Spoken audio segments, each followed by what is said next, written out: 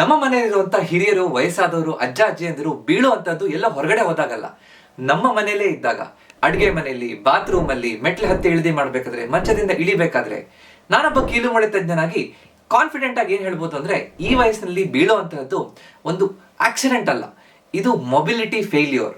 ಅಂದ್ರೆ ಅವರು ಬೀಳೋಕ್ಕಿಂತ 10ರಿಂದ 15 ವರ್ಷ ಮುಂಚೆನೆ ಅವರ ದೇಹದಲ್ಲಿ ಆ ಆತ್ಮವಿಶ್ವಾಸ, ಆ ಶಕ್ತಿ, ಆ ಸಮತೋಲನ, ಬ್ಯಾಲೆನ್ಸ್ ಅನ್ನ ಕಳ್ಕೊಳ್ಳಕ್ಕೆ ಪ್ರಾರಂಭ ಮಾಡಿರ್ತಾರೆ. ಈ ತೊಂದರೆ ಆಗ್ಬಾರ್ದು, ಬೀಳಬಾರ್ದು, ಬಿದ್ದ ನಂತರ ಬೇರೆಯವ್ರ ಮೇಲೆ ಡಿಪೆಂಡ್ ಆಗುವಂಥದ್ದು, ಅವ್ರು ನೋಡ್ಕೊಳ್ಳುವಂಥದ್ದು, ಆಸ್ಪತ್ರೆಗೆ ಹೋಗುವಂಥದ್ದು, ಆಪರೇಷನ್ ಆಗೋದು, ಪ್ಲಾಸ್ಟರ್ ಹಾಕೋದು, ಈ ಎಲ್ಲ ತೊಂದರೆಗಳನ್ನ ತಡೆಗಟ್ಟಬೇಕು ಅಂದ್ರೆ ವಯಸ್ಸಾದವರು ಪ್ರತಿನಿತ್ಯ ಸುಲಭವಾಗಿ 8 ನಿಮಿಷ ವ್ಯಾಯಾಮ ಮಾಡೋದ್ರಿಂದ, ಪ್ರತಿದಿನ 8 ನಿಮಿಷ ವ್ಯಾಯಾಮ ಮಾಡೋದ್ರಿಂದ ಈ ಬೀಳುವಂತದ್ದನ್ನ ತಪ್ಪಿಸಬಹುದು. ದೇಹದಲ್ಲಿ ವಯಸ್ಸಾದವರಲ್ಲಿ ಆತ್ಮವಿಶ್ವಾಸ ಹೆಚ್ಚಿಸಿ ಬ್ಯಾಲೆನ್ಸ್ ಅನ್ನ ಹೆಚ್ಚು ಮಾಡಿಕೊಂಡು ಬೀಳದೇ ಇರೋ ರೀತಿಯಲ್ಲಿ ನೋಡ್ಕೊಳ್ಳೋಕೆ ಸಾಧ್ಯ. ಆಶ್ಚರ್ಯ ಆಗುತ್ತಲ್ಲ? ಹೇಗೆ ಏನ್ ಮಾಡಬೇಕು ಈ 8 ನಿಮಿಷದಲ್ಲಿ ತಿಳ್ಕೊಳ್ಳೋಕೆ ವಿಡಿಯೋನ ಕೊನೆ ತನಕ ನೋಡಿ. ನಮಸ್ಕಾರ, ನಾನು ನಿಮ್ಮ orthopaedic surgeon doctor Kishan Bhagwat.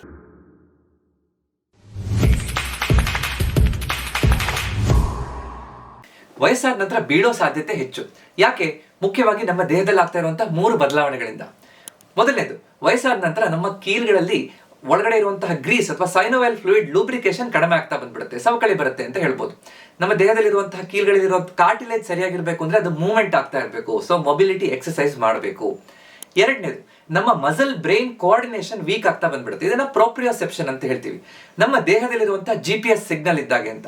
GPS ಸರಿ ಅಂದ್ರೆ ನಮ್ಮ ಕಾಲ್ಗಳೆಲ್ಲ ಗಟ್ಟಿಯಾಗಿರುತ್ತೆ, ಆದ್ರೆ ಬ್ರೈನಿಗೆ ಮತ್ತೆ ಕಾಲಿಗೆ ಇರುವಂತಹ ಫೀಡ್ಬ್ಯಾಕ್ ಮೆಕ್ಯಾನಿಸಮ್, ಆ ಲೂಪ್ ವೀಕ್ ಆಗ್ತಾ ಹೋದಾಗೆ ನಮ್ಮ ಕಾಲು ಎಲ್ಲಿಡ್ತಿದೀವಿ ಅಂತ ನಮ್ಮ ಮೆದುಳು ಕರೆಕ್ಟ್ ಆಗಿ ಗಮನಿಸೋದಿಲ್ಲ ಅಥವಾ ಅದು ಅರ್ಥ ಮಾಡ್ಕೊಳ್ಳೋದಿಲ್ಲ. ಅವಾಗ ಬೀಳುವಂತ ಸಾಧ್ಯತೆ ಹೆಚ್ಚಾಗ್ತಾ ಹೋಗುತ್ತೆ. ಮೂರನೇದು, ರಿಫ್ಲೆಕ್ಸಸ್ ಸ್ಲೋ ಆಗ್ತಾ ಬಂದ್ಬಿಡುತ್ತೆ. ವಯಸ್ಸಾಗ್ತಿದ್ದ ಹಾಗೆ ನಾವು ತಕ್ಷಣ ನಮ್ಗೆ ಏನಾದ್ರೂ ಎದುರುಗಡೆ ಬೀಳುವಂತ ಸಾಧ್ಯತೆ ಬಂದ ತಕ್ಷಣ ದೇಹ ಅದನ್ನ ಸರಿಪಡಿಸ್ಕೊಳ್ಳುವಂತಹ ರಿಫ್ಲೆಕ್ಸ್ ಸ್ಲೋ ಆದಾಗ ಬೀಳುವಂತ ಸಾಧ್ಯತೆ ಹೆಚ್ಚು.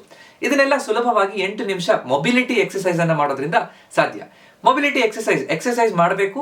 ಅದಕ್ಕಿಂತ ಮುಂಚೆ ಕೆಲವೊಂದಿಷ್ಟು ಮುಂಜಾಗ್ರತೆಯನ್ನ ನಾವು ವಹಿಸಬೇಕು. ನಿಮಗೆ ಎಷ್ಟು ವಯಸ್ಸಿನವರು, 60, 70, 80ನವರು ಕೂಡ ಈ ಮಾಡುವಂತಹ ವ್ಯಾಯಾಮಗಳನ್ನ ನಾನು ಹೇಳ್ಕೊಡ್ತೀನಿ. ಆದ್ರೆ ನಿಮ್ಗೆ ತುಂಬಾ ಇಂಬ್ಯಾಲೆನ್ಸ್ ಇದೆ ಅಂತಂದ್ರೆ ಪಕ್ಕದಲ್ಲಿ ಒಂದು ಕುರ್ಚಿನ ಹಿಡ್ಕೊಂಡು ಅಥವಾ ಗೋಡೆ ಪಕ್ಕದಲ್ಲಿ ಒಂದು ಏನಾದ್ರೂ ಹಿಡಿಕೆಯನ್ನು ಹಿಡ್ಕೊಂಡು ಮಾಡುವಂಥದ್ದು ಸುಲಭ. ಸುರಕ್ಷಿತವಾಗಿ ಮಾಡುವಂಥದ್ದು ಬಹಳ ಮುಖ್ಯ. ನನಗೆ ನೋವಾಗ್ತಿದೆ ಆದ್ರೆ ನಾನು ನೋವಾದ್ರೂ ಮಾಡ್ತೀನಿ ಅಂತ ಹೇಳುವಂಥದ್ದು ತಪ್ಪು. ಮೊಬಿಲಿಟಿ ಎಕ್ಸರ್ಸೈಸ್ ಮಾಡ್ಬೇಕಾದ್ರೆ ನಮ್ಗೆ ಮೂವ್ಮೆಂಟ್ ಆಗ್ಬೇಕು. ನೋವಾಗ್ತಾ ಇದೆ ಅಂದ್ರೆ ತೊಂದರೆ ಹೆಚ್ಚಾಗ್ತಾ ಇದೆ ಅಂತ. ಸೊ ಗಮನ ಇಟ್ಟು ಕೇಳ್ಕೊಳ್ಳಿ. ನಿಮ್ಗೆ ನಾನು 8 ನಿಮಿಷದಲ್ಲಿ 8 ವ್ಯಾಯಾಮಗಳನ್ನ ಹೇಳ್ಕೊಡ್ತೀನಿ. ಒಂದೊಂದು ವ್ಯಾಯಾಮ 1 ನಿಮಿಷ. ಮೊದಲು ನಮ್ಮ ದೇಹದ ಫೌಂಡೇಶನ್. ಯಾವ್ದೋ ಫೌಂಡೇಶನ್ ಗಟ್ಟಿಯಾಗಿದ್ರೆ ಬಿಲ್ಡಿಂಗ್ ಗಟ್ಟಿಯಾಗಿರುತ್ತೆ. ನಮ್ಮ ದೇಹದ ಫೌಂಡೇಶನ್ ನಮ್ಮ ಕಾಲುಗಳಿಗೆ ಬೇಕಾಗಿರುವಂತಹ 3 ಮುಖ್ಯ ವ್ಯಾಯಾಮಗಳು. ಮೊದಲನೇ ವ್ಯಾಯಾಮ ಆಂಕಲ್ ಪಂಪ್ಸ್. ಇದನ್ನ ನಾವು ಒಂದು ಕುರ್ಚಿ ಮೇಲೆ ಕೂತ್ಕೊಂಡು ಅಥವಾ ಮಲ್ಕೊಂಡು ಮಾಡಬಹುದು. ಕುರ್ಚಿ ಮೇಲೆ ಕೂತ್ಕೊಂಡಿದ್ದಾಗ ನೇರವಾಗಿ ಕೂತ್ಕೋಬೇಕು. 2 ಪಾದ ನೆಲಕ್ಕೆ ತಾಗಿರ್ಬೇಕು. ಆರಾಮಾಗಿ ರಿಲ್ಯಾಕ್ಸ್ಡ್ ಆಗಿ ಕೂತ್ಕೊಂಡು ನಿಧಾನವಾಗಿ 1 ನಿಮಿಷದ ತನಕ ನಮ್ಮ ಪಾದವನ್ನ ಮೇಲ್ ಮಾಡೋದು, ಕೆಳಗಡೆ ಮಾಡೋದು, ಮೇಲ್ ಮಾಡುವಂಥದ್ದು, ಕೆಳಗಡೆ ಮಾಡುವಂಥದ್ದು, ಈ ತರ ಒಂದು 15ರಿಂದ 20 ಸಲ ಮಾಡಬೇಕು. ಒಂದು ಈ ಬಟ್ಟೆ ಹೊಲಿಯೋ ಮಷೀನ್ ಅನ್ನ ತೊಳೆದ ಹಾಗೆ ನಿಧಾನವಾಗಿ ಮಾಡ್ತಾ ಹೋಗ್ಬೇಕು. ನಂತರ ಒಂದೊಂದೇ ಕಾಲನ್ನ ಕರೆಕ್ಟ್ ಆಗಿ 10 ಸಲ ಕ್ಲಾಕ್ ವೈಸ್ ರೊಟೇಟ್ ಮಾಡೋದು, 10 ಸಲ ಆಂಟಿ ಕ್ಲಾಕ್ ವೈಸ್ ರೊಟೇಟ್ ಮಾಡುವಂಥದ್ದು. ಆಂಕಲ್ ಮೂವ್ಮೆಂಟ್ಸ್, ಆಂಕಲ್ ಪಂಪ್ಸ್ ಅಂತ ಹೇಳ್ತೀವಿ. ಈ ವ್ಯಾಯಾಮ ಬಹಳ ಮುಖ್ಯ. ಯಾಕಂದ್ರೆ ನಮ್ಮ ಆಂಕಲ್ ಜಾಯಿಂಟ್ ಅಲ್ಲಿ ನಮ್ಮ ದೇಹದ ಮೋಷನ್ ಸೆನ್ಸರ್ಸ್ ಇರುತ್ತೆ ಅಂತ. ಅಂದ್ರೆ ನಮ್ಮ ಪಾದ ಎಲ್ಲಿ ಇಡ್ತಾ ಇದೀವಿ, ಎಲ್ಲಿ ಹೋಗ್ತಾ ಇದೀವಿ ಅಂತ ನನ್ನ ಬ್ರೈನಿಗೆ ಸಿಗ್ನಲ್ ಕೊಡುವಂತಹ ಪ್ರೋಪ್ರಿಯೋಸೆಪ್ಷನ್ ಸಿಗ್ನಲ್ ಕೊಡುವಂತಹ ಆ ಮೆಕ್ಯಾನಿಸಮ್ ಅಲ್ಲಿರುತ್ತೆ. ಸೊ ಆಂಕಲ್ ಜಾಯಿಂಟ್ ಮೊಬೈಲ್ ಆಗಿದ್ರೆ, ಸರಿಯಾಗಿದ್ರೆ ಬಹಳ ಚೆನ್ನಾಗಿ ನಾವು ಓಡಾಡುವಂಥದ್ದನ್ನ ಕರೆಕ್ಟ್ ಆಗಿ ಧೈರ್ಯದಿಂದ ಮಾಡ್ಲಿಕ್ಕೆ ಸಾಧ್ಯ ಆಗುತ್ತೆ. ಸೊ ನಾವು ಓಡಾಡ್ಬೇಕಾದ್ರೆ ನಮ್ಮ ಫೌಂಡೇಶನ್ ಕರೆಕ್ಟ್ ಆಗಿರ್ಬೇಕು ಅಂದ್ರೆ ಆಂಕಲ್ ಪಂಪ್ಸ್ ಇಂದ ಸ್ಟಾರ್ಟ್ ಮಾಡಬೇಕು. 1 ನಿಮಿಷ ಈ ತರ ಮಾಡೋದು. ನೆಕ್ಸ್ಟ್, ಎರಡನೇ ವ್ಯಾಯಾಮ ನೀ ಎಕ್ಸ್ಟೆನ್ಷನ್ ಎಕ್ಸರ್ಸೈಸ್ ಅಥವಾ ಇದನ್ನ ಡೈನಮಿಕ್ ಕ್ವಾಡ್ರಿಸೆಪ್ಸ್ ಸ್ಟ್ರೆಂಥನಿಂಗ್ ಅಂತಾನೂ ಕೂಡ ಹೇಳ್ಬೋದು. ಅಂದ್ರೆ ಕುರ್ಚಿ ಮೇಲೆ ಆರಾಮಾಗಿ ನೇರವಾಗಿ ಕೂತ್ಕೋಬೇಕು. ರಿಲ್ಯಾಕ್ಸ್ಡ್ ಆಗಿ ಪಾದ ನೆಲಕ್ಕೆ ತಾಗಿರ್ಬೇಕು. ನಮ್ಮ 2 ಕೈಗಳನ್ನ ಸೈಡಿಗೆ ರಿಲ್ಯಾಕ್ಸ್ಡ್ ಆಗಿ ಇಟ್ಕೋಬಹುದು. ನಂತರ ಒಂದೊಂದೇ ಕಾಲನ್ನ ಮಂಡಿಯನ್ನ ನೇರ ಮಾಡಬೇಕು. ಅಂದ್ರೆ ಕಾಲನ್ನ ಎತ್ತುತ್ತಾ ಬರಬೇಕು. ಕಾಲ್ ನೇರ ಆಗಿ 3 ಸೆಕೆಂಡ್ ಹಿಡ್ಕೊಳ್ಳೋದು, ನಿಧಾನವಾಗಿ ಇಳಿಸುವಂಥದ್ದು. ಈ ತರ ಬಲಗಡೆ 15 ಸಲ, ಎಡಗಡೆ 15 ಸಲ, 2ರಿಂದ 3 ಸೆಕೆಂಡ್ ನಿಧಾನವಾಗಿ ಅಲ್ಲಿ ನಿಲ್ಸಿಡ್ಬೇಕು. ನೇರ ಮಾಡಿದಾಗ ನಿಲ್ಸಿರ್ಬೇಕು. ನಾವು ಉಸಿರನ್ನ ಹೊರಗಡೆ ಬಿಡಬೇಕಾದ್ರೆ ಕಾಲನ್ನ ಎತ್ತೋದು, ಕಾಲು ಇಳಿಸ್ಬೇಕಾದ್ರೆ ಉಸಿರು ಒಳಗಡೆ ತಗೋಬೇಕು. ಉಸಿರಾಟ ಕರೆಕ್ಟ್ ಆಗಿ ರಿಲ್ಯಾಕ್ಸ್ಡ್ ಆಗಿ ಮಾಡುವಂಥದ್ದು ಬಹಳ ಮುಖ್ಯ. ಯಾವುದೇ ವ್ಯಾಯಾಮ ಮಾಡಬೇಕಾದ್ರೆ ಜರ್ಕ್ ಅನ್ನ ಕೊಡಬಾರ್ದು. ನಿಧಾನವಾಗಿ ವಯಸ್ಸಾದ ನಂತರ ಸ್ಮೂತ್ ಸ್ಟಡಿ ಮೂವ್ಮೆಂಟ್ಸ್ ಬಹಳ ಮುಖ್ಯ. ಸೊ ಬಲಗಡೆ ಕಾಲನ್ನ ಸ್ಟ್ರೇಟ್ ಮಾಡೋದು 10ರಿಂದ 15 ಸಲ, ನಂತರ ಎಡಗಡೆ ಕಾಲನ್ನ 10ರಿಂದ 15 ಸಲ ಸ್ಟ್ರೇಟ್ ಮಾಡೋದು. 1 ನಿಮಿಷದಲ್ಲಿ ನಮ್ಮ ಕ್ವಾಡ್ರಿಸೆಪ್ಸ್ ಮಸಲ್ಗೆ ಅಥವಾ ಮಂಡಿಗೆ ಮೊಣಕಾಲು ಸವಕಳಿ ಬರುವಂತದ್ದು ವಯಸ್ಸಾದ ನಂತರ ಹೆಚ್ಚು.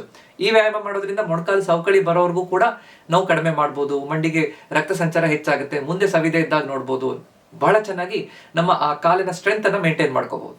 ಕ್ವಾಡ್ರಿಸೆಪ್ಸ್ ಮಸಲ್ ಇದು ಈ ವ್ಯಾಯಾಮದಿಂದ ಗಟ್ಟಿಯಾಗುತ್ತೆ. ಕ್ವಾಡ್ರಿಸೆಪ್ಸ್ ಅಂದ್ರೆ ನಮ್ಮ ತೊಡೆಯ ಮುಂಭಾಗದ ಮಾಂಸಖಂಡಗಳು. ಇದು ಚೆನ್ನಾಗಿದ್ರೆ ನಾವು ನಡಿಲಿಕ್ಕೆ, ಕುರ್ಚಿಯಲ್ಲಿ, ಟಾಯ್ಲೆಟ್ ಅಲ್ಲಿ ಕೂತ್ಕೊಂಡು ಏಳ್ಬೇಕಾದ್ರೆ, ಮೆಟ್ಲು ಹತ್ಬೇಕಾದ್ರೆ, ಇಳಿಬೇಕಾದ್ರೆ ಬೇಕಾಗಿರುವಂತಹ ಬಹಳ ಮುಖ್ಯವಾದಂತಹ ಆ ಮಾಂಸಖಂಡ ಅಂತ. ಸೊ ಇದನ್ನು ಗಟ್ಟಿ ಮಾಡುತ್ತೆ. ಮೂರನೇದು ಹಿಪ್ ಓಪನರ್ ಅಥವಾ ಸ್ಟ್ಯಾಂಡಿಂಗ್ ಮಾರ್ಚ್ ಅಂತ ಹೇಳ್ತೀವಿ. ಅಂದ್ರೆ ನಾವು ನೇರವಾಗಿ ನಿಂತ್ಕೊಳ್ಳೋದು, ಬ್ಯಾಲೆನ್ಸ್ ಬೇಕಿದ್ರೆ ಕುರ್ಚಿ ಅಥವಾ ಕಿಟಕಿ, ನಾನು ಈಗಾಗಲೇ ಹೇಳಿದಾಗೆ ಸಪೋರ್ಟಿಗೆ ಬೇಕಾದ್ರೆ ತಗೋಬಹುದು. ನೇರವಾಗಿ ನಿಂತ್ಕೊಂಡು ಒಂದೊಂದೇ ಕಾಲನ್ನ ಕಾಲನ್ನ ಎತ್ತರಿಸಬೇಕು. ಬಲಗಡೆ ಕಾಲನ್ನ ಎತ್ತರಿಸೋದು, 2 ಸೆಕೆಂಡ್ ಇಳಿಸೋದು, ನಿಧಾನವಾಗಿ, ತುಂಬಾ ಫಾಸ್ಟ್ ಅಲ್ಲ, ಸ್ಲೋ ಆಗಿ ಸ್ಟ್ಯಾಂಡಿಂಗ್ ಮಾರ್ಚ್ ಅನ್ನ ಮಾಡೋದು. ನಮ್ಮ ಮಂಡಿ ಎಷ್ಟು ಮೇಲೆ ಎತ್ತಕ್ಕಾಗುತ್ತೋ ಅಷ್ಟು ಮೇಲೆ ಎತ್ತೋದು, ಇಳಿಸೋದು. ಈ ತರ ಬಲಗಡೆ ಒಂದು 15 ಸಲ, ಎಡಗಡೆ ಒಂದು 15 ಸಲ. ಸೊ ನಿಧಾನವಾಗಿ ಕಾಲು ನಡೆದಾಗೆ, ನಿತ್ತಲ್ಲೇ ನಡೆಯುವಂತದ್ದು, ಬಟ್ ಕಾಲನ್ನ ಎತ್ತಬೇಕು, ಎಷ್ಟು ಎತ್ತಕ್ಕಾಗುತ್ತೋ ಅಷ್ಟು ಎತ್ತಬೇಕು. ಈ ರೀತಿ ಮಾಡೋದ್ರಿಂದ ನಮ್ಮ ಹಿಪ್ ಜಾಯಿಂಟ್ ಓಪನ್ ಆಗುತ್ತೆ, ಅಲ್ಲಿರೋ ಮಾಂಸಖಂಡಕ್ಕೆ ನಾವು ವ್ಯಾಯಾಮ ಕೊಟ್ಟಾಗುತ್ತೆ. ಹಿಪ್ ಜಾಯಿಂಟ್ ನಾವು ನಡಿಲಿಕ್ಕೆ ಬೇಕಾಗಿರುವಂತಹ ಮುಖ್ಯವಾದಂತಹ ಜಾಯಿಂಟ್. ಅಂದ್ರೆ ನಾವು ಯಾವ ಡೈರೆಕ್ಷನ್ ಅಲ್ಲಿ ನಡಿತೀವಿ, ಸರಿಯಾಗಿ ನಮ್ಮ ಆ ಕಡೆ ಈ ಕಡೆ ವಾಲ್ತಾ ಇದೀವ, ನಮ್ಮ ಬ್ಯಾಲೆನ್ಸ್ ಅನ್ನ ಮೇಂಟೈನ್ ಮಾಡ್ಲಿಕ್ಕೆ ಹಿಪ್ ಜಾಯಿಂಟ್ ಬಹಳ ಮುಖ್ಯ. ಸೊ ಎಲ್ಲಿ ನಮ್ಮ ಹಿಪ್ ಜಾಯಿಂಟ್ ಕರೆಕ್ಟ್ ಆಗಿ ಕಂಟ್ರೋಲ್ ಮಾಡಿ ನಮ್ಮ ದೇಹವನ್ನು ಕರ್ಕೊಂಡು ಹೋಗುತ್ತೆ. ಸೊ ಅದಕ್ಕೆ ನಮ್ಮ ಹಿಪ್ ಜಾಯಿಂಟ್ ಮೊಬೈಲ್ ಆಗಿರುವಂತಹದ್ದು, ನಾವು ಹೇಳಿದ ಮಾತನ್ನು ಕೇಳುವಂತಹದ್ದು ಬಹಳ ಮುಖ್ಯ. ಸೊ ಅದಕ್ಕೆ standing March, hip opener exercise 1 ನಿಮಿಷ ಮಾಡಿದ್ರೆ ಬಹಳ ಚೆನ್ನಾಗುತ್ತೆ. ಸೊ ಮೊದಲ 3 ನಿಮಿಷ ಒಂದು ಆಂಕಲ್ ಪಂಪ್ಸ್, ಎರಡನೇದು ಮಂಡಿಗೆ ಬೇಕಾಗಿರುವಂತಹ ನೀ ಎಕ್ಸ್ಟೆನ್ಷನ್ ಎಕ್ಸರ್ಸೈಸ್, ಮೂರನೇದು ಹಿಪ್ ಓಪನರ್ ಅಥವಾ standing March exercise. Next set of exercises, ನಮ್ಮ ಬಾಡಿ ಫೌಂಡೇಶನ್, ನಮ್ಮ ಕಾಲ್ಗಳಾದ್ಮೇಲೆ ನಮ್ಮ ಬೆನ್ನು ಹುರಿಯನ್ನ ಚೆನ್ನಾಗಿ ಇಟ್ಕೊಳ್ಳೋಕೆ ಬೇಕಾಗಿರುವಂತಹ ವ್ಯಾಯಾಮ. ಈ 8ರಲ್ಲಿ 4ನೇ ವ್ಯಾಯಾಮ ಸೀಟೆಡ್ ಕ್ಯಾಟ್ ಕೌ ಎಕ್ಸರ್ಸೈಸ್ ಅಥವಾ ಸ್ಟ್ರೆಚ್ ಅಂತ ಹೇಳ್ಬೋದು. ನಾವು ಕುರ್ಚಿ ಮೇಲೆ ಕೂತ್ಕೊಂಡು ನಿಧಾನ ಸ್ವಲ್ಪ ಕುರ್ಚಿಯಲ್ಲಿ ಮುಂದಕ್ಕೆ ಬರಬೇಕು. ಅಂದ್ರೆ ಕುರ್ಚಿಯ ತುದಿ ಮೇಲೆ ಕೂತ್ಕೊಳ್ಳೋದು ಅಂತ ಹೇಳ್ಬೋದು. 2 ಕೈಗಳನ್ನ ನಮ್ಮ ತೊಡೆ ಮೇಲೆ ಅಥವಾ ಮಂಡಿ ಮೇಲೆ ಇಟ್ಕೊಂಡು ನಿಧಾನವಾಗಿ ನಮ್ಮ ಬೆನ್ನನ್ನ ಹಿಂದಕ್ಕೆ ಆರ್ಚ್ ಮಾಡಬೇಕು. ಅಂದ್ರೆ ನಾವು ಮೇಲೆ ನೋಡೋದು, ಉಸಿರನ್ನ ಒಳಗಡೆ ತಗೋತಾ ನಮ್ಮ ಬೆನ್ನನ್ನ ಹೀಗೆ ಆರ್ಚ್ ಮಾಡಬೇಕು. ಎಷ್ಟಾಗುತ್ತೋ ಅಷ್ಟು ಹೀಗೆ ಆರ್ಚ್ ಮಾಡುವಂತದ್ದು. ಉಸಿರನ್ನ ಬಿಡ್ತಾ ನಿಧಾನವಾಗಿ ಒಳಗಡೆ ಮಾಡೋದು. ಉಸಿರನ್ನ ತಗೋತಾ ಮೇಲೆ ಮಾಡೋದು, ಒಂದು 3 ಸೆಕೆಂಡ್ ಹಿಡ್ಕೊಳ್ಳೋದು, ನಿಧಾನವಾಗಿ ಮತ್ತೆ ವಾಪಸ್ ತಗೊಂಡು ಉಸಿರು ಬಿಡ್ತಾ ಹೀಗೆ ಮಾಡೋದು. ಮೇಲೆ ತಗೋಬೇಕಾದ್ರೆ ನಮ್ಮ ಭುಜ ಹಿಂದಕ್ಕೆ ಹೋಗ್ಬೇಕು, ಕುತ್ತಿಗೆ ಮೇಲ್ ನೋಡ್ಬೇಕು, ಬೆನ್ನು ಹೀಗೆ ಮುಂದೆ ಆರ್ಚ್ ಆಗ್ಬೇಕು. ನಾವು ಒಳಗಡೆ ಹೋಗ್ಬೇಕಾದ್ರೆ ಬೆನ್ನು ಬೋನ್ ಆಗ್ಬೇಕು. ಈ ರೀತಿ ಮಾಡೋದ್ರಿಂದ ನಮ್ಮ ಬೆನ್ನು ಹೊರಿಗೆ ರಕ್ತ ಸಂಚಾರ ಚೆನ್ನಾಗಾಗುತ್ತೆ, ನಮ್ಮ ಡಿಸ್ಕ್ಗಳಿಗೆ ಮೂವ್ಮೆಂಟ್ ಆಗುತ್ತೆ. ಮೂವ್ಮೆಂಟ್ ಆದಾಗ ಡಿಸ್ಕ್ಗೆ ಡೈರೆಕ್ಟ್ ರಕ್ತ ಸಂಚಾರ ಇರೋಲ್ಲ. ಮೂವ್ಮೆಂಟ್ ಆದಾಗ ಅಲ್ಲಿರುವಂತಹ ನ್ಯೂಟ್ರಿಷನ್, ಅದಕ್ಕೆ ಬೇಕಾಗಿರುವಂತಹ ಪೋಷಕಾಂಶಗಳು ಹೋಗುತ್ತೆ, ನಮ್ಮ ಬೆನ್ನುಹುರಿಯನ್ನ ಗಟ್ಟಿಯಾಗಿ ಇಟ್ಕೊಳ್ಳಿಕ್ಕೆ ಸಾಧ್ಯ ಆಗುತ್ತೆ. ನಾವು ನೇರವಾಗಿ ನಡೆಯಬೇಕು. ವಯಸ್ಸಾದ ನಂತರ ನನಗೆ ಬೋನ್ ಬೆನ್ ಆಗಬಾರ್ದು ಅಂತಂದ್ರೆ ನಮ್ಮ ಬೆನ್ನಿನ ಮೊಬಿಲಿಟಿ ಬಹಳ ಮುಖ್ಯ.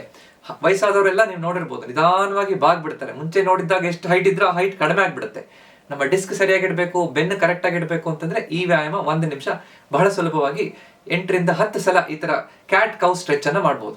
ಯಾರಿಗೆ ಸಾಧ್ಯನೋ regular cat camel stretch exercise ನಮ್ಮ ಕೈಯಿಂದ ನಮ್ಮ ಮೊಣಕಾಲ್ ಮೇಲೆ ಕೂತ್ಕೊಂಡು ಒಂದು ಯೋಗ ಮ್ಯಾಟ್ ಇಟ್ಕೊಂಡು ಕೂಡ ಕ್ಯಾಟ್ ಕ್ಯಾಮಲ್ ಸ್ಟ್ರೆಚ್ ಅನ್ನ ಮಾಡ್ಬೋದು. ಆದ್ರೆ ನಾನು ಹೇಳ್ಕೊಡ್ತಾ ಇರೋದು ಸುಲಭವಾಗಿ 60 ವರ್ಷದ ನಂತರ ಯಾವುದೇ ತೊಂದರೆ ಇಲ್ಲದೆ ಕುರ್ಚಿ ಮೇಲೆ ಕೂತ್ಕೊಂಡು ಮಾಡಕ್ ಆಗುವಂತ ವ್ಯಾಯಾಮ. ಸೊ ಇದು 4ನೇದು ಕ್ಯಾಟ್ ಕೌ ಸ್ಟ್ರೆಚ್ ಅಂತ ಹೇಳ್ಬೋದು. 5ನೇ ಎಕ್ಸರ್ಸೈಸ್ ನೆಕ್ ಮೊಬಿಲಿಟಿ ಎಕ್ಸರ್ಸೈಸ್. ನಮ್ಮ ಕುತ್ತಿಗೆಯನ್ನ ನಾವು ಕರೆಕ್ಟ್ ಆಗಿ ಇಟ್ಕೊಂಡಿದ್ರೆ ನಾವು ನೋಡುವಂತಹದ್ದು, ನಮ್ಮ ಕುತ್ತಿಗೆ ಬೆನ್ನು ಬೂನ್ ಆಗದೆ ಇರುವಂತಹದ್ದು, ನಮ್ಮ ತಲೆ ಸುತ್ತು ಬರೋದು, ವಯಸ್ಸಾದ ನಂತರ ಈ ತೊಂದರೆ ಆಗುವಂತದ್ದೆಲ್ಲ ನಮ್ಮ ಕುತ್ತಿಗೆಯ ಕಂಟ್ರೋಲ್ ಮೇಲೆ ಬಹಳ ಮುಖ್ಯವಾಗಿ ಡಿಪೆಂಡ್ ಆಗುತ್ತೆ. ಸೊ ಅದನ್ನ ಕರೆಕ್ಟ್ ಆಗಿ ಗಟ್ಟಿಯಾಗಿ ಇಟ್ಕೋಬೇಕು. ಸರ್ವೈಕಲ್ ಸ್ಪಾಂಡಿಲೋಸಿಸ್ ಬರಬಾರ್ದು ಅಂತಂದ್ರೆ ನಮ್ಮ ಕುತ್ತಿಗೆ ಮೂವ್ಮೆಂಟ್ ಅನ್ನ ಮಾಡಬೇಕು. ಏನೇನ್ ಮಾಡ್ಬೋದು? ಸಡನ್ ಆಗಿ ಕುತ್ತಿಗೆ ವ್ಯಾಯಾಮ ಮಾಡ್ರಿ ಅಂತಂದ್ರೆ ರೌಂಡ್ ತಿರುಗಿಸ್ಬಿಡ್ತಾರೆ. ವಯಸ್ಸಾದ ನಂತರ ಈ ತರ ತುಂಬಾ ಜೋರಾಗಿ ರೌಂಡ್ ಆಗಿ ತಿರುಗಿಸುವಂತದ್ದು ಒಳ್ಳೇದಲ್ಲ. ಸುಲಭವಾಗಿ ನಿಧಾನವಾಗಿ ಮಾಡುವಂಥದ್ದು ಬಹಳ ಮುಖ್ಯ. ನೇರವಾಗಿ ಸಪೋರ್ಟೆಡ್ ಬೆನ್ನು ಕರೆಕ್ಟ್ ಆಗಿ ಬರ್ಕೊಂಡು ಕೂತ್ಕೋಬೇಕು. ನಿಧಾನ ಮೇಲೆ ಸ್ಟ್ರೆಚ್ ಮಾಡೋದು, 3 ತನಕ ಎಣಿಸೋದು, ನಿಧಾನವಾಗಿ ಮುಂದೆ ಮಾಡೋದು. ಹೀಗೆ ಮೇಲಕ್ಕೆ 5 ಸಲ, ಕೆಳಗಡೆ 5 ಸಲ. ಅದೇ ತರ ನಮ್ಮ ಬಲಕ್ಕೆ 5 ಸಲ, 3 ಸೆಕೆಂಡ್ ಹಿಡ್ಕೊಳ್ಳೋದು, ಮಧ್ಯ ಬರೋದು, ನಿಧಾನವಾಗಿ ಎಡಕ್ಕೆ ತಿರುಗೋದು. ಈ ತರ 5 ಸಲ ಮೇಲೆ ಕೆಳಗೆ ಬಲಕ್ಕೆ ಎಡಕ್ಕೆ ಮಾಡ್ಬೋದು. ನಿಧಾನವಾಗಿ ಸಾಧ್ಯ ಆಗುತ್ತೆ ಅಂತಂದ್ರೆ ನಮ್ಮ ಈ ಬಲ ಕಿವಿಯನ್ನ ಎಷ್ಟಾಗುತ್ತೋ ಅಷ್ಟು ನಮ್ಮ ಭುಜದ ಹತ್ರ ಬಲಗಡೆ ತಗೊಂಡು ಹೋಗೋದು, ಮತ್ತೆ ವಾಪಸ್ ಬರೋದು. ಅದೇ ರೀತಿ ಈ ಕಡೆ ಸೈಡ್ ಸ್ಟ್ರೆಚ್ ಅಂತ ಹೇಳ್ತೀವಿ. ಈ ತರ ಸೈಡ್ ನೆಕ್ ಸ್ಟ್ರೆಚ್ ಕೂಡ ಮಾಡ್ಬೋದು. ಆದ್ರೆ ಮೇಲೆ ಕೆಳಗೆ ಬಲಕ್ಕೆ ಎಡಕ್ಕೆ ಮಾಡೋದ್ರಿಂದ ನಮ್ಮ ಈ ಕುತ್ತಿಗೆಯನ್ನ ಮೂವ್ಮೆಂಟ್ ಮಾಡುವಂತಹ ವ್ಯಾಯಾಮ, ಅಲ್ಲಿರುವಂತಹ ಮಾಂಸಖಂಡಗಳನ್ನು ಸ್ಟ್ರೆಚ್ ಮಾಡಿ ಅದಕ್ಕೆ ಮೂವ್ಮೆಂಟ್ ಕೊಡುವಂತಹ ವ್ಯಾಯಾಮ ಮಾಡಿದಾಗ ಆಗುತ್ತೆ. ಸೊ ನಮ್ಮ ಬೆನ್ನಹುರಿ ಮತ್ತು ಕುತ್ತಿಗೆ ಇದಕ್ಕೆ 1 ನಿಮಿಷ ಕೊಡೋದ್ರಿಂದ 4ನೇ 5ನೇ ವ್ಯಾಯಾಮ ಕರೆಕ್ಟ್ ಆಗಿ ಪೂರ್ಣಗೊಳ್ಳುತ್ತೆ. ಈಗ ನಾವು 5 ವ್ಯಾಯಾಮ ಕಲ್ತಿದೀವಿ. ನೆಕ್ಸ್ಟ್ ಮುಂದೆ ಬೇಕಾಗಿರುವಂತದ್ದು ನಮ್ಮ ಬೀಳದೆ ಇರೋ ಹಾಗೆ ನೋಡ್ಕೊಳ್ಳಿಕ್ಕೆ ಬೇಕಾಗಿರುವಂತಹ ಕೊನೆ 3 ವ್ಯಾಯಾಮಗಳು. 6ನೇ ವ್ಯಾಯಾಮ ಕಾಫ್ ರೇಸ್. ಈ ವ್ಯಾಯಾಮದಲ್ಲಿ ನಮ್ಮ ಮೀನ್ಖಂಡದ ಮಾಂಸಖಂಡಕ್ಕೆ ನಾವು ಕರೆಕ್ಟ್ ಆಗಿ ವ್ಯಾಯಾಮ ಕೊಡ್ತಾ ಇದೀವಿ. ಒಂದು ಕುರ್ಚಿಯನ್ನು ಹಿಡ್ಕೊಂಡು ಅಥವಾ ಒಂದು ಹಿಡಿಕೆಯನ್ನು ಹಿಡ್ಕೊಂಡು ನೇರವಾಗಿ ನಿಂತ್ಕೊಂಡು ನಮ್ಮ ತುದಿಗಾಲಲ್ಲಿ ನಿಂತ್ಕೊಳ್ಳೋದು 2 ರಿಂದ 3 ಸೆಕೆಂಡ್, 2 ಸೆಕೆಂಡ್ ಹೀಗೆ ನಿಂತ್ಕೊಳ್ಳೋದು ಮತ್ತೆ ವಾಪಸ್ ಬರೋದು, ತುದಿಗಾಲಲ್ಲಿ ನಿಂತ್ಕೊಳ್ಳೋದು ಮತ್ತೆ ವಾಪಸ್ ಬರೋದು. ಇದನ್ನ ನಾವು ನೇರವಾಗಿ ನಿಂತ್ಕೊಂಡು ಮಾಡ್ಬೋದು ನೆಲದ ಮೇಲೆ, ಅಥವಾ ಒಂದು ಹೊಸಲು ಮೇಲೆ, ಅಥವಾ ಒಂದು ಸಣ್ಣ ಮೆಟ್ಲು ಅಥವಾ ಒಂದು ಸ್ಟೆಪ್ಪರ್ ಮೇಲೆ ನಿಂತ್ಕೊಂಡು ಅರ್ಧ ಪಾದ ಮಾತ್ರ ಅದ್ರ ಮೇಲೆ ಇಟ್ಕೊಂಡು ಮಾಡೋದ್ರಿಂದ ಇನ್ನಷ್ಟು ಚೆನ್ನಾಗಿ ಎಫೆಕ್ಟಿವ್ ಆಗಿ ಮಾಡ್ಲಿಕ್ಕೆ ಸಾಧ್ಯ ಆಗುತ್ತೆ. ಆದ್ರೆ ಸಪೋರ್ಟಿಗೆ ವಯಸ್ಸಾದ ನಂತರ ನಾವು ಏನಾದ್ರೂ ಹಿಡಿಕೆಯನ್ನು ಹಿಡ್ಕೊಂಡು ಮಾಡೋದ್ರಿಂದ ಸುರಕ್ಷಿತವಾಗಿ ಏಟಾಗದೇ ಇರೋ ರೀತಿಯಲ್ಲಿ ಮಾಡಕ್ಕಾಗತ್ತೆ. ಸೊ 15 ರಿಂದ 20 ಸಲ ಈ ತರ ಕಾಫ್ ರೇಸ್ ಮಾಡೋದ್ರಿಂದ ನಮ್ಮ ಮೀನ್ಖಂಡ ಅನ್ನುವಂಥದ್ದು ಸೆಕೆಂಡ್ ಹಾರ್ಟ್ ಅಂತ ಹೇಳ್ತೀವಿ. ಅಂದ್ರೆ ವಯಸ್ಸಾದ ನಂತರ ಹೆಚ್ಚಿನ ಜನರಿಗೆ ಕಾಲಲ್ಲಿ ಬಾವು ಬರುತ್ತೆ, ಅಂದ್ರೆ ಸ್ವೆಲ್ಲಿಂಗ್ ಬರ್ತಾ ಇರುತ್ತೆ, ಊತ ಬರ್ತಾ ಇರುತ್ತೆ. ಈ ತರ ಆಗ್ಬಾರ್ದು. ಕಾಲಲ್ಲಿರುವಂತಹ ರಕ್ತ ಸಂಚಾರ ಫ್ರೀಯಾಗಿ ವಾಪಸ್ ಹೃದಯದ ಕಡೆ ಬರಬೇಕು, ನಮ್ಗೆ ಬ್ಯಾಲೆನ್ಸ್ ಸರಿಯಾಗಿ ಸಿಗ್ಬೇಕು, ಓಡಾಡಕ್ಕೆ ಸಪೋರ್ಟ್ ಬೇಕು. ನನ್ಗೆ ರಾತ್ರಿ ಹೊತ್ತು ಸಡನ್ ಆಗಿ ಹಿಡ್ಕೊಳ್ಳುವಂತಹದ್ದು, ಮೀನ್ಖಂಡದಲ್ಲಿ ರಾತ್ರಿ ನೋವು ಬರುತ್ತೆ, ಕ್ರಾಂಪ್ಸ್ ಬರುತ್ತೆ, ಚೆಂಡು ಬರುತ್ತೆ ಅಂತ ಹೇಳ್ತಿರ್ತಾರೆ. ಈ ತೊಂದರೆ ಆಗ್ಬಾರ್ದು ಅಂದ್ರೂ ಕೂಡ ಈ ವ್ಯಾಯಾಮ ಮಾಡೋದ್ರಿಂದ ನಮ್ಗೆ ಅನುಕೂಲ ಆಗುತ್ತೆ. ಹಿಮ್ಮಡಿ ನೋವನ್ನ ಕೂಡ ಇದು ಕಡಿಮೆ ಮಾಡುತ್ತೆ. ಸೊ 15 ರಿಂದ 20 ಸಲ ಕಾಫ್ ರೇಸ್ ಮಾಡುವಂತಹ ವ್ಯಾಯಾಮ ಎಲ್ಲರೂ ಮಾಡಬೇಕು. ಇದು 6ನೇ ಮುಖ್ಯ ವ್ಯಾಯಾಮ, 1 ನಿಮಿಷ. 7ನೇ ವ್ಯಾಯಾಮ ನಾವು ವೇಟ್ ಶಿಫ್ಟ್ ಎಕ್ಸರ್ಸೈಸ್ ಅಂತ ಹೇಳ್ತೀವಿ. ಅಂದ್ರೆ ನಾವು ಕರೆಕ್ಟ್ ಆಗಿ ನೇರವಾಗಿ ನಿಂತ್ಕೊಂಡು ಬೀಳಬಾರ್ದು ಅಂತ ಬಿದ್ದಂಗ್ ಮಾಡೋದು ಮತ್ತೆ ವಾಪಸ್ ಬರೋದು. ಅಂದ್ರೆ ಒಂದು ಕುರ್ಚಿ ಅಥವಾ ಸಪೋರ್ಟ್ ಹಿಡ್ಕೊಂಡು ನಿಧಾನವಾಗಿ ನಮ್ಮ ವೇಟ್ ಶಿಫ್ಟ್ ಒಂದ್ ಕಡೆ ಬಲಗಡೆ ಕಾಲಿಗೆ ನನ್ನ ವೇಟ್ ಅನ್ನ ಶಿಫ್ಟ್ ಮಾಡಬೇಕು, ಸ್ವಲ್ಪ ನಾವು ಬಲಗಡೆಗೆ ವಾಲ್ಬೇಕು, ಮಂಡಿಯನ್ನ ಸ್ವಲ್ಪ ಮಡಚಬೇಕು. ಅವಾಗ ಎಡಗಡೆ ಕಾಲ್ ಆಲ್ಮೋಸ್ಟ್ ಮೇಲೆ ಎತ್ತಿರ್ಬೇಕು, ಮತ್ತೆ ನಿಧಾನಕ್ಕೆ ವಾಪಸ್ ಮಧ್ಯ ಬರೋದು, ಎಡಗಡೆ ಕಾಲ್ ಮೇಲೆ ವೇಟ್ ಅನ್ನು ಶಿಫ್ಟ್ ಮಾಡೋದು, ಮತ್ತೆ ಬೀಳುವಂಥದ್ದು. ಹೇಗೆ ನಾವು ಸೈಕಲ್ ಕಲಿಬೇಕಾದ್ರೆ ನೀವು ಯೋಚನೆ ಮಾಡಿ, ಸೈಕಲ್ ಕಲಿಬೇಕಾದ್ರೆ ನೇರವಾಗಿ ಹೋಗೋದು ಸುಲಭ, ಆದ್ರೆ ಒಂದ್ ಕಡೆ ತಿರುಗಿದಾಗ ಮತ್ತೆ ವಾಪಸ್ ಅದನ್ನ ನಾವು ವಾಪಸ್ ಸರಿ ಮಾಡ್ಕೋತೀವಿ, ಬಲಗಡೆ ತಿರುಗಿದಾಗ ಮತ್ತೆ ವಾಪಸ್ ಮಧ್ಯ ಬರ್ತೀವಿ. ಆ ತರ ನಮ್ಮ ದೇಹದ ಬಾಡಿಯ ಸ್ಟಿಲ್ಟ್ ಆಗೋದನ್ನ ಸರಿಪಡಿಸ್ಕೊಳ್ಳುವಂತದ್ದು ಟ್ರೈನಿಂಗ್ ಮಾಡೋದು ಬಹಳ ಮುಖ್ಯ. ವಯಸ್ಸಾದ ನಂತರ ಈ ಪ್ರೋಪ್ರಿಯೋಸೆಪ್ಷನ್ ಇರಲ್ಲ, ನಾನು ಹೇಳಿದಾಗೆ ಬ್ರೈನ್ ಮಸಲ್ ಕೋಆರ್ಡಿನೇಷನ್ ಇರಲ್ಲ. ಅದು ಆಗ್ಬೇಕು ಅನ್ನೋದಕ್ಕೆ ಈ ವ್ಯಾಯಾಮ ಬಹಳ ಚೆನ್ನಾಗಿ ಕೆಲಸ ಮಾಡುತ್ತೆ. ಸೊ 1 ನಿಮಿಷ 15 ಸಲ ಬಲಗಡೆಗೆ 15 ಸಲ ಎಡಕ್ಕೆ ನಮ್ಮ ವೇಟ್ ಅನ್ನ ಶಿಫ್ಟ್ ಮಾಡಿದಾಗ ನಮ್ಮ ಬಾಡಿ ಕರೆಕ್ಟ್ ಆಗಿ ಅದಕ್ಕೆ ಟ್ರೈನ್ ಆಗುತ್ತೆ.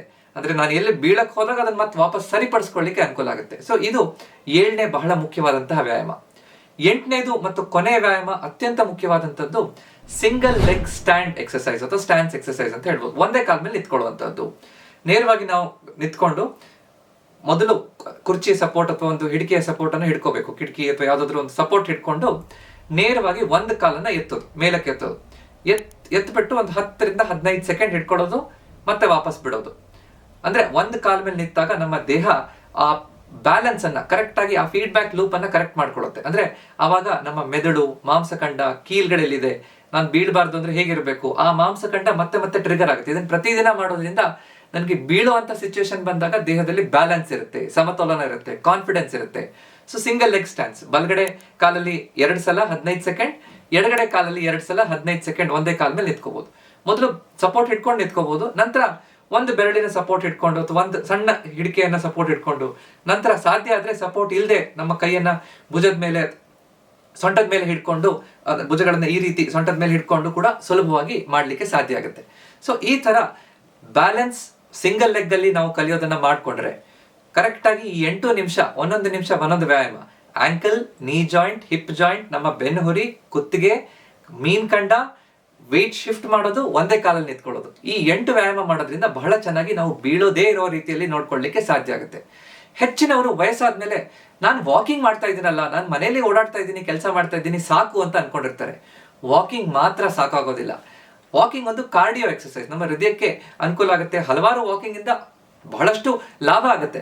ಆದ್ರೆ ನಮ್ಮ ದೇಹದಲ್ಲಿ ಬ್ಯಾಲೆನ್ಸ್ ಅನ್ನು ಹೆಚ್ಚಿಸುವಂತಹ, ಕೀಲ್ಗಳನ್ನ ಚೆನ್ನಾಗಿಟ್ಕೊಳ್ಳುವಂತಹ ಮೊಬಿಲಿಟಿ ಎಕ್ಸರ್ಸೈಸಸ್ ಅಷ್ಟೇ ಮುಖ್ಯ. ಅದರ ಜೊತೆಗೆ ಸ್ಟ್ರೆಂತ್ ಟ್ರೈನಿಂಗ್ ಕೂಡ ಬರುತ್ತೆ. ಸೊ ನಾನಿವತ್ತು ಮಾತಾಡಿರುವಂತದ್ದು 8 ನಿಮಿಷದ ಮೊಬಿಲಿಟಿ ರೂಟೀನ್ ವಯಸ್ಸಾದವರಲ್ಲಿ ಹೇಗಿರಬೇಕು. ಈ ವಿಡಿಯೋ ನಿಮಗೆ ಇಷ್ಟ ಆಗಿತ್ತಂದ್ರೆ ದಯವಿಟ್ಟು ಇದನ್ನ ಲೈಕ್ ಮಾಡಿ ಮತ್ತು ನಿಮ್ಮ ಅಕ್ಕಪಕ್ಕದವ್ರ ಜೊತೆ ಹಂಚ್ಕೊಳ್ಳಿ. ಮನೆಯಲ್ಲಿರುವಂತಹ ಹಿರಿಯರಿಗೆ ಈ ವ್ಯಾಯಾಮಗಳನ್ನ ಹೇಳ್ಕೊಡಿ.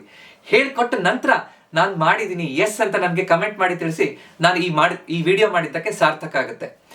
ಇದೇ ರೀತಿಯಾದಂತಹ ಹೆಚ್ಚಿನ ವಿಡಿಯೋ ನೋಡ್ಬೇಕು ಅಂದ್ರೆ ನನ್ನ ಚಾನೆಲ್ನ ಸಬ್ಸ್ಕ್ರೈಬ್ ಮಾಡೋದನ್ನ ಮರಿಬೇಡಿ. ಯಾಕಂದ್ರೆ ನಮ್ಮ ಆರೋಗ್ಯ ನಮ್ಮ ಕೈಲಿದೆ, ಅದನ್ನ ಸರಿಯಾಗಿ ಇಟ್ಕೊಳ್ಳುವಂಥದ್ದು ನಮ್ಮ ಕರ್ತವ್ಯ. ನಮಸ್ಕಾರ.